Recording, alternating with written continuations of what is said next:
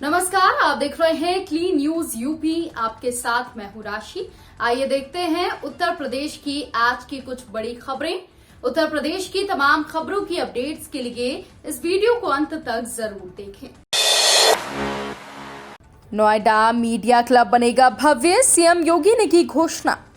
उत्तर प्रदेश की मुख्यमंत्री योगी आदित्यनाथ 2 दिवसीय प्रवास पर सोमवार और मंगलवार को ग्रेटर नोएडा पर थे और सोमवार की रात ग्रेटर नोएडा विकास प्राधिकरण के मुख्यालय में मुख्यमंत्री योगी आदित्यनाथ ने नोएडा मीडिया क्लब के 13 सदस्यों के प्रतिनिधि मंडल से मुलाकात की। नोएडा मीडिया क्लब के अध्यक्ष पंकज पाराशर के नेतृत्व में इस प्रतिनिधि मंडल ने मुख्यमंत्री योगी आदित्यनाथ से नोएडा मीडिया क्लब के विकास और पत्रकारों से जुड़े मुद्दों पर चर्चा की। नोएडा विकास प्राधिकरण से कहा कि ये शहर अंतर्राष्ट्रीय ख्याति रखता है और यहाँ का मीडिया क्लब भी उसी स्तर का होना चाहिए। यूपी में डेंगू का खौफ, स्वास्थ्य विभाग अलर्ट। प्रदेश में डेंगू के मरीजों की संख्या लगातार बढ़ती जा रही है। सरकारी आंकड़ों के मुताबिक इस साल नवंबर माह की पहली तारीख तक प्रदेश में डेंगू रोग के कुल 7,134 केस पाए गए हैं, जबकि बीते वर्ष इसी अवधि में डेंगू के मरीजों की संख्या 29,750 से अधिक थी। इस तरह देखा जाए तो डेंगू का डंक कमजोर जरूर हुआ है और बीते वर्ष की तुलना में ये संख्या 4 गुना कम है, लेकिन अस्पताल में रोगियों की लगातार बढ़ती संख्या और ग्रामीण क्षेत्रों में भी इसके बढ़ते मामले आम जनता की परेशानियों का सबब बने हुए हैं।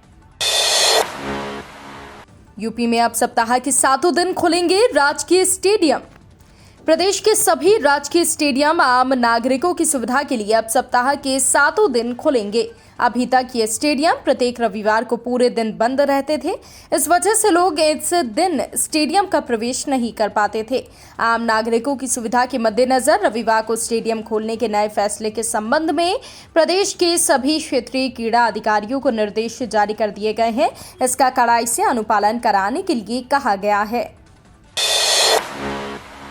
मौसम ने उड़ी कोहरे की चादर, पारा गिरने से ठंड ने दी दस्तक।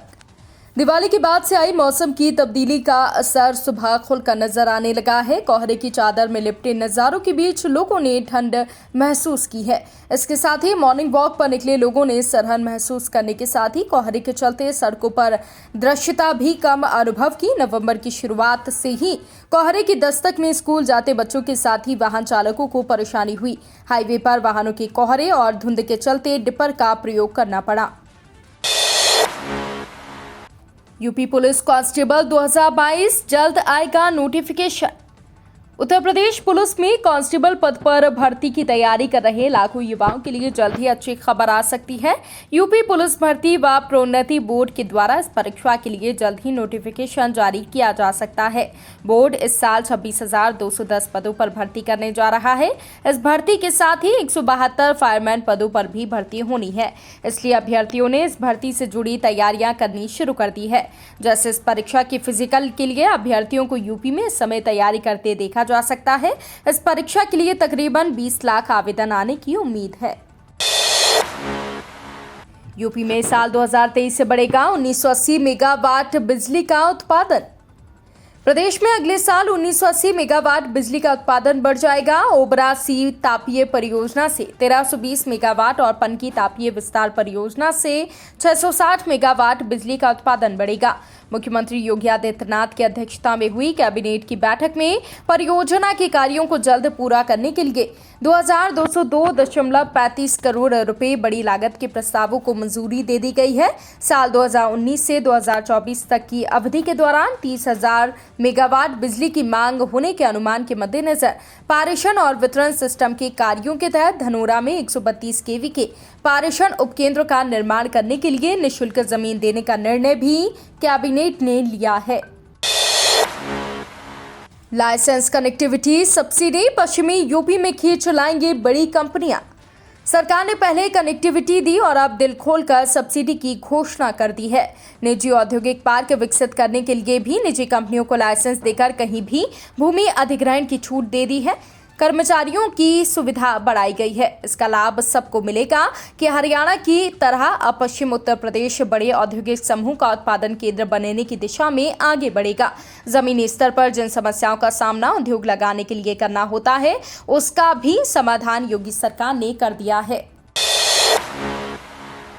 वायु प्रदूषण के चलते यूपी के एक जिले में ऑनलाइन पढ़ाई। दिल्ली से सटे यूपी के कई जिलों में हवा इतनी प्रदूषित हो चुकी है कि सांस लेना मुश्किल है। मेरठ में निर्माण कार्यों पर रोक लगा दी गई है। नोएडा में कक्षा 8 तक की पढ़ाई ऑनलाइन होगी। प्रदूषण को देखते हुए नोएडा के जिलाधिकारी ने कक्षा 1 से 8 तक के सभी बोर्ड के स्कूलों में 8 नवंबर तक ऑनलाइन पढ़ाई कराने का आदेश जारी किया है। वहीं कक्षा 9 से 12वीं तक की पढ़ाई स्कूल में या ऑनलाइन कराई जा सकती है। इसके साथ ही स्कूल में होने वाली सभी गतिविधियों को पूरी तरह से रोक दिया गया है। यूपी मेट्रो में निकली भर्ती, ग्रेजुएट बीकॉम बीटेक युवा कर सकेंगे apply. Uttar Pradesh metro rail corporation ने 142 पदों पर भर्ती निकाली है। यूपी मेट्रो की इस भर्ती में assistant manager, junior engineer, account assistant और ऑफिस असिस्टेंट पदों के लिए आवेदन मांगा गया है। इच्छुक उम्मीदवार यूपी मेट्रो की इस भर्ती के लिए आधिकारिक वेबसाइट imrcl.com पर जाकर आवेदन कर सकते हैं। इस भर्ती के आवेदन की अंतिम तारीख 30 नवंबर है। सामान्य ओबीसी और ईडब्ल्यूएस कैटेगरी के लिए 590 रुपए का आवेदन शुल्क रखा गया है। यूपी कैबिनेट का फैसला, निजी औद्योगिक पार्क पर 50 करोड़ की सब्सिडी।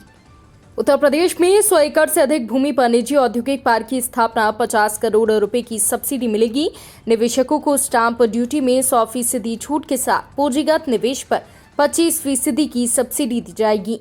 मुख्यमंत्री योगी आदित्यनाथ की अध्यक्षता में कैबिनेट की बैठक में औद्योगिक निवेश व रोजगार प्रोत्साहन नीति 2022 को मंजूरी दी गई है। उत्तर प्रदेश की खबरों में फिलहाल इतना ही। उत्तर प्रदेश की अन्य खबरों की अपडेट्स के लिए आप जुड़े रहिए क्लीन न्यूज के साथ। नमस्कार।